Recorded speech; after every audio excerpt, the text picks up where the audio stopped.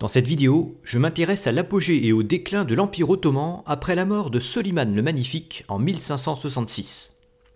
Elle fait directement suite à l'épisode 6 qui s'intéressait à l'ascension de l'Empire ottoman. Lorsque Sélim II succède à Soliman en 1566, il se retrouve aux commandes d'un empire en pleine expansion. Il poursuit sur la lancée en s'emparant de Chypre en 1570, aux dépens de Venise. Mais ça entraîne l'alliance de plusieurs États catholiques au sein de la Sainte Ligue, qui remporte la bataille navale de Lépante en 1571. Ça n'empêche pas les Ottomans de prendre Tunis 3 ans plus tard, mais ça contribue à freiner l'expansion de l'Empire, qui atteint plus ou moins son équilibre à cette époque. L'organisation de l'Empire est basée sur un système de provinces dirigé par des beylerbey nommés par le sultan.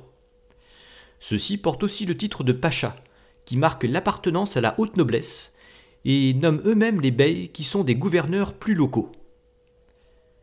À ces provinces s'ajoutent des États vassaux, les États valaques de Valachie, de Moldavie et de Transylvanie, le Khanat de Crimée et les principautés de Géorgie.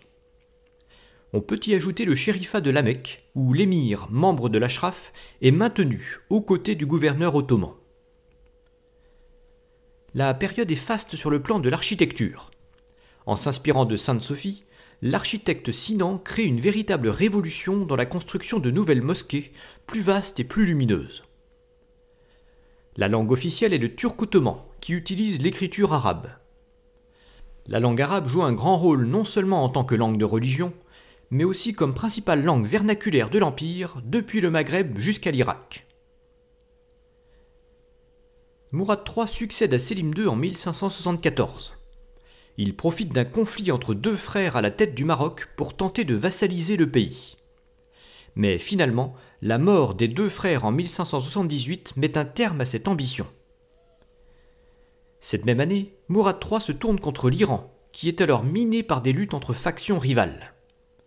La guerre s'achève en 1590 par un vrai succès ottoman qui permet d'étendre l'empire jusqu'à l'Azerbaïdjan. C'est à cette époque qu'il atteint son apogée, incarné par la construction de la Mosquée Bleue à Constantinople. Pourtant, les premiers signes du déclin apparaissent dès le début du XVIIe siècle.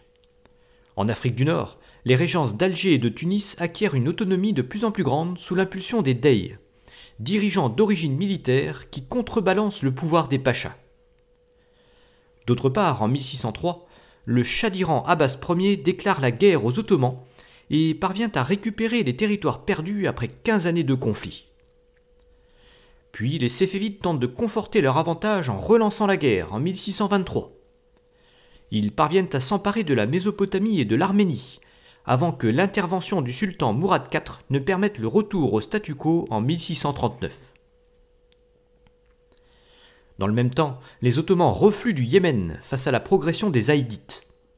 Après avoir été refoulés sur la côte, ils en sont définitivement chassés en 1635.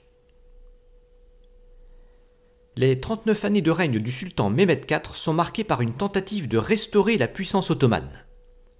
Ça commence avec la conquête de la Crète aux dépens de Venise, qui s'échelonne de 1645 à 1669.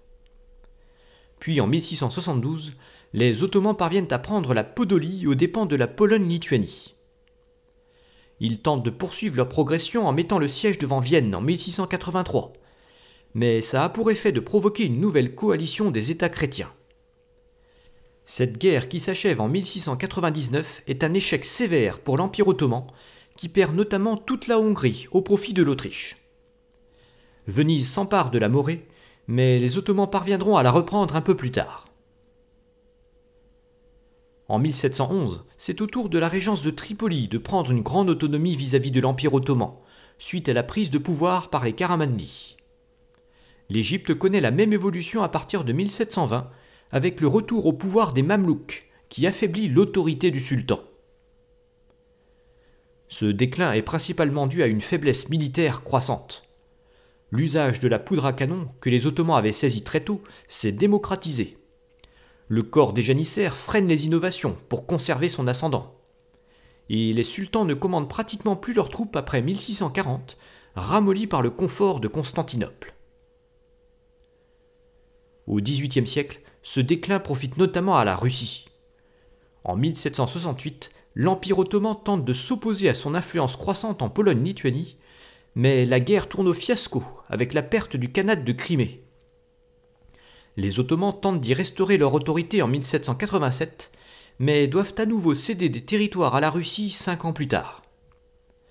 Ce déclin de l'Empire ottoman ne fera que se confirmer au XIXe siècle jusqu'à sa chute finale en 1922.